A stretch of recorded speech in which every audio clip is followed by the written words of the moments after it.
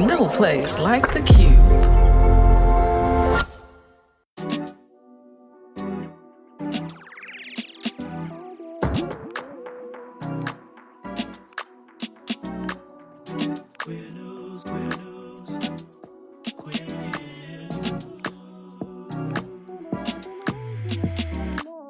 Family, it's your favorite queer radio personality, Anna DeShawn, and this is Queer News, your favorite weekly news pod where race and sexuality meet politics, culture, and entertainment. I always feel like there's not enough representation. There's not enough people who look like me, who love like me, who share my experience growing up Black and queer. I really wanted this to be a really magical Black queer love letter to the genre. That was Christopher Murphy, and I got to chat with the author, activist, and thrill seeker about his latest novel, The Other Side of the Mirror. We talked about the importance of telling our stories, how the E. Lynn Harris inspired his journey, and why representation still matters, and maybe even matters more right now. You can hear the full interview on this feed or on our YouTube channel, okay? So pod in and hear why storytelling is, in fact, resistance.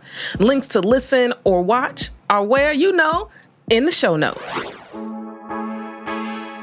Family, do you have a local news story not getting enough amplification? Do you have a queer organization other folks should know about? Are you a musical artist and you got a song coming out and you want folks to know about it? Send in a queer news tip. I love hearing about all of your stories, and so often I hadn't heard about them before, and I want to share them with our people here on the podcast. Info on how to submit is in the show notes. QCrew! Family, what's going on?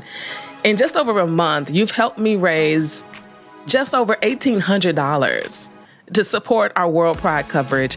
I cannot say thank you enough to Susan, Rachel, Carolyn, Jay, Rex, Lisa, Ariana, Julianne, Freedom, Andrew, and Kathy. Okay? Thank you. Thank you, QCrew, for your continued commitment to helping to sustain this podcast. And family, you are also helping to sustain the cost of our editor, Ryan, who I literally could not do this podcast without. And so if you don't give to the podcast, it's just $5 a month. But you believe in the work we do, you believe LGBTQ stories need to be amplified, and you love and respect how I report on the news and tell our stories, come on now. $5 a month. Join the QCrew. Where's the link? Say it with me now in the show notes. Now for the news. No politics, no culture and entertainment, just me today. So let's get into it right after this quick break. Mental health coverage is just as important as physical health coverage. In Illinois, mental health parity laws ensure that your coverage for mental health conditions and substance use disorders is not more restrictive than your coverage for physical health conditions. If your health plan has unlimited doctor visits for a condition like hypertension, then it must offer unlimited visits for a condition like depression. Learn more at getcoveredillinois.gov. Howard Brown is excited to launch a new monthly outreach initiative at the South Shore Library. That's right, on the south side of Chicago. Starting on June 26th, you can visit the South Shore Library to get a free HIV and STI screening every single month.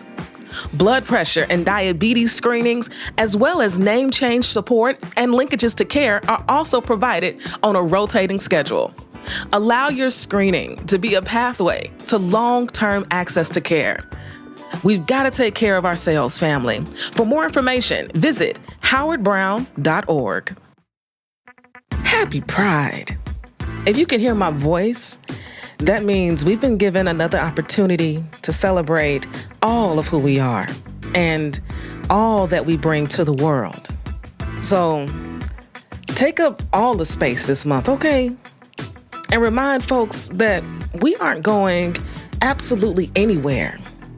As I'm sitting in DC for World Pride in my hotel room, and I was working on the podcast and just been staring at my computer, reading all these stories, and I just didn't know what I wanted to do for this episode. I spoke with my wife, I spoke with our editor, Ryan, and I just wanted to talk to y'all, We've got 5 weeks this month, so I feel like I can take this one episode to talk to you all. I've got an outline, but no written script. And just share what's on my heart. Share some top news stories, yes. But also just share how I'm feeling. This year's Pride definitely has a different weight to it. Do you feel that too?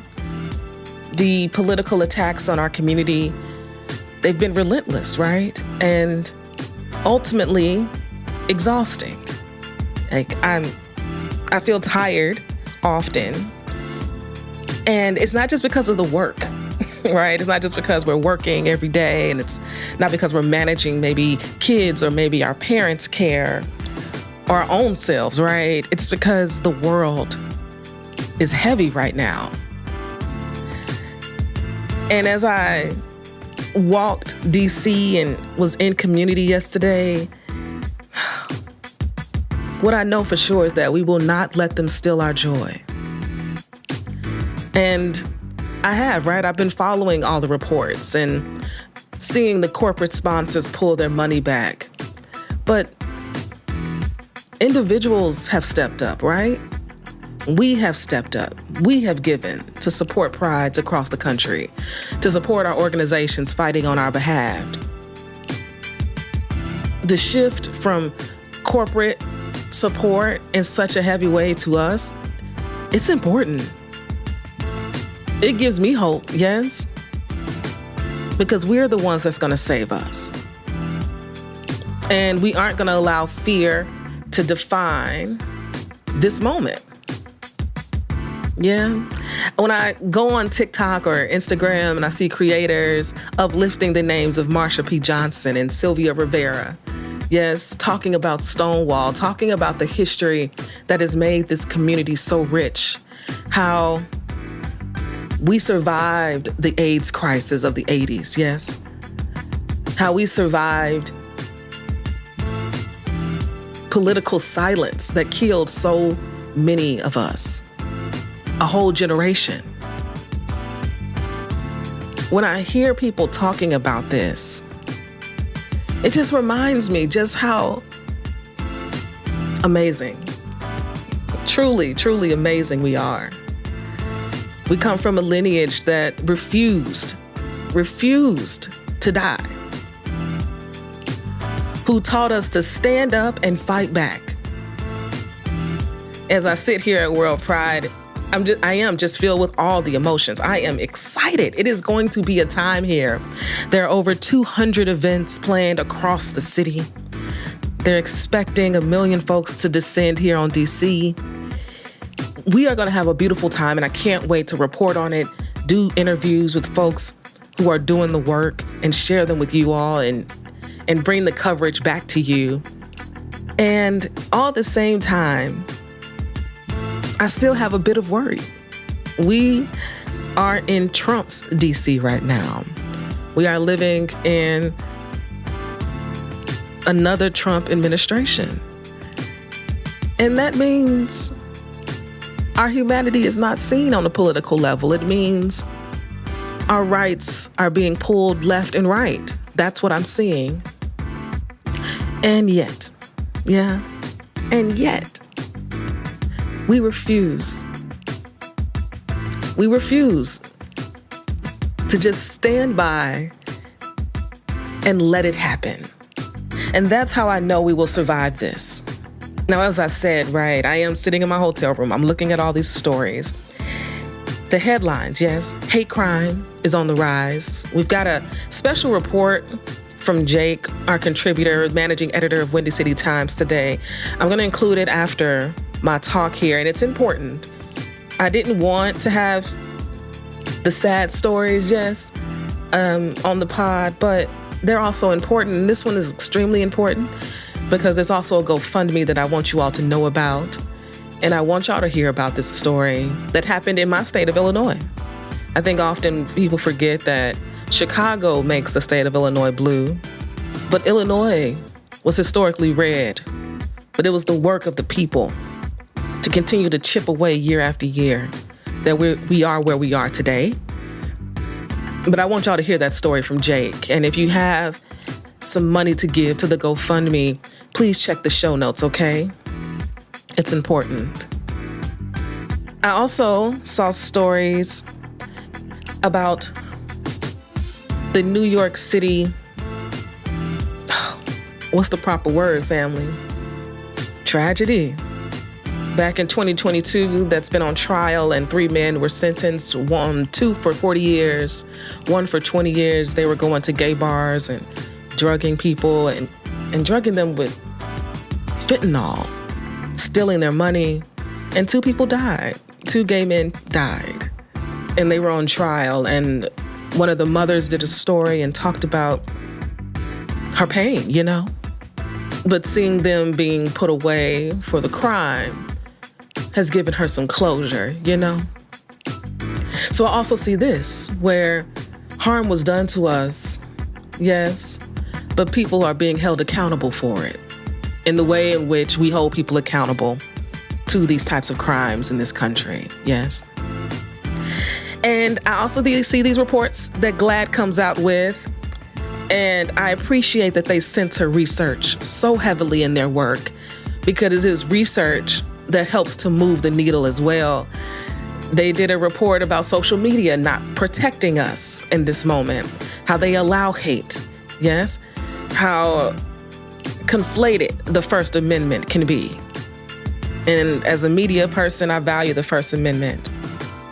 But I also am a strong believer that hate speech should also not be allowed. I've included a link to that report if you want to read GLAAD's report in full around how social media is not protecting us. And so I ask you, how are you protecting yourself in this moment? And as a creator who's had to turn off their comments on more than one occasion, between the trolls and the alt-right finding my content, my videos, I see it every day, yeah.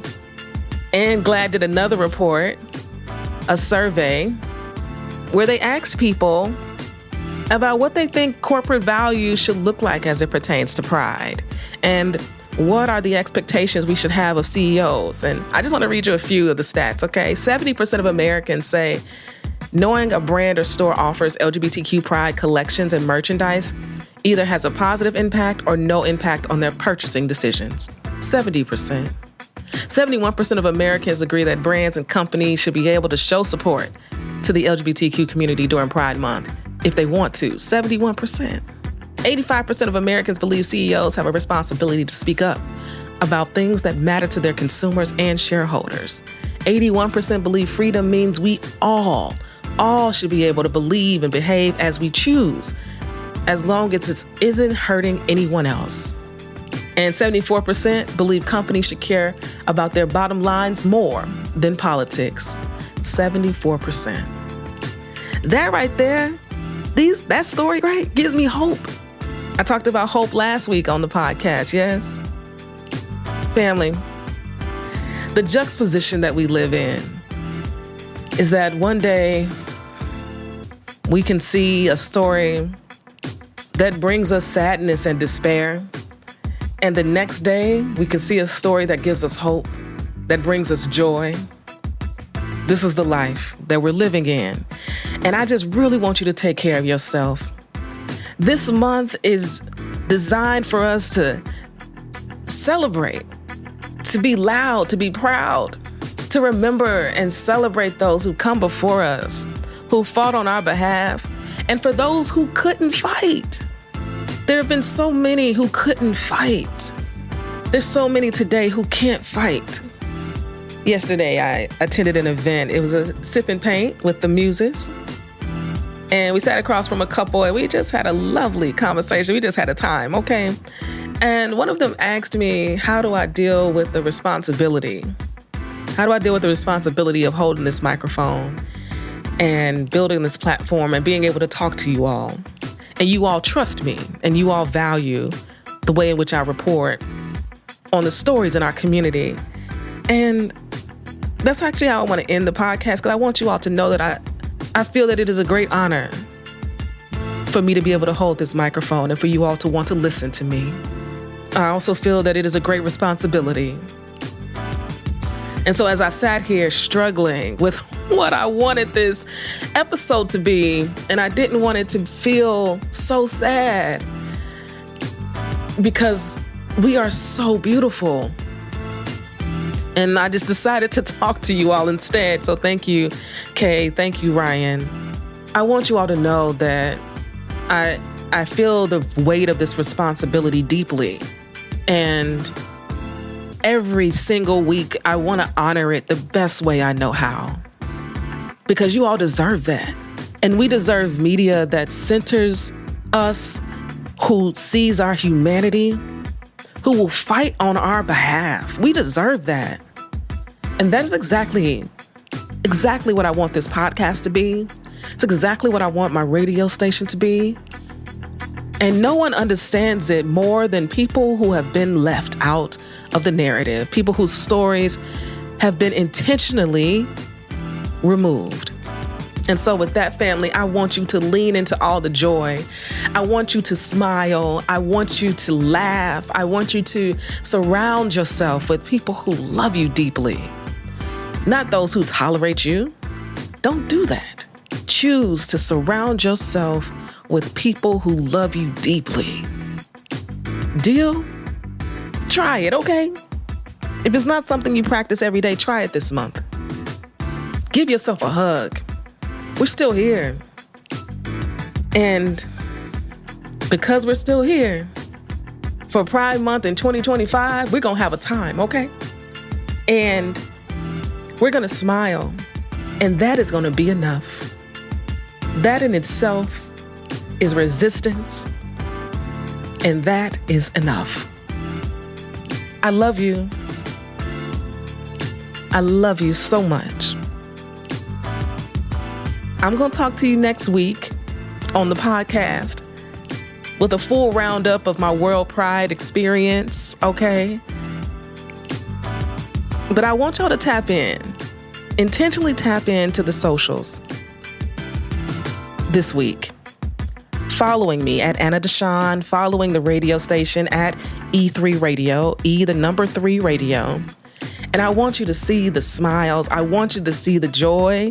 I want you to hear from leaders across the world about what pride means to them right now.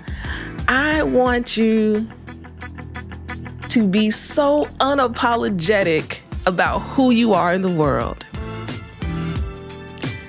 And know that so many people wish they could. I love you, family. And I'll talk to you real soon. Peace.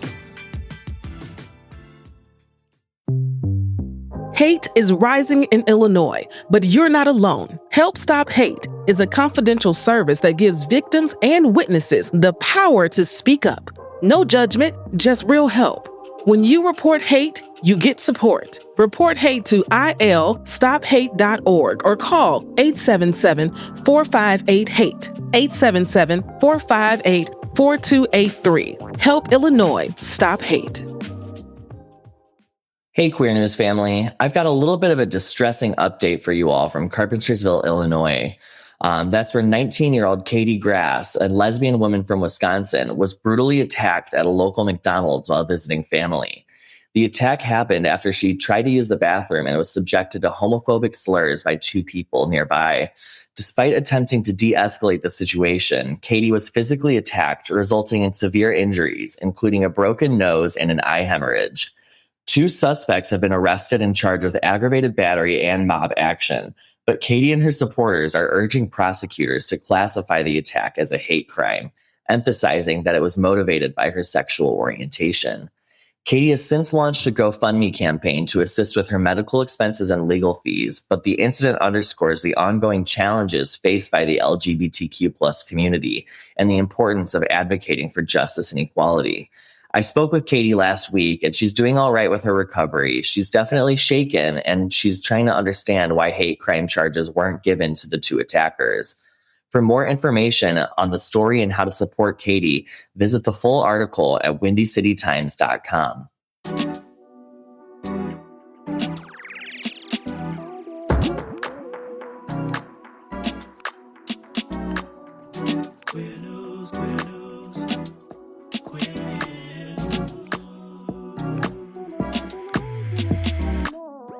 If you've enjoyed what you heard, rate and review us inside your favorite podcasting app. This podcast is written and produced by me, Anna DeShawn. Podcast editing by Ryan Woodhall, and brought to you by E3 Radio and distributed on The Cube. We are Queer News Done Right.